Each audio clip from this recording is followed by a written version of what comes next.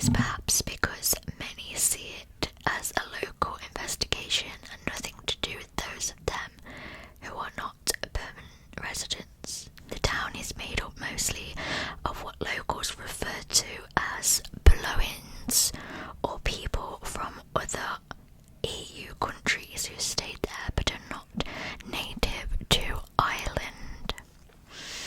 Even Sophie herself was a bit mysterious in life, and she remains so in death. Not a lot is known about her personal habits, or why she came to this small town alone. It is speculated that she was lured to Ireland by a phone call from someone claiming to be a poet who had a story she would be interested in, but she could have just as easily been on a break. She is said to have a tenacious relationship with her husband, who died in 2003. He was in France at the time of her murder and was never a suspect in her death.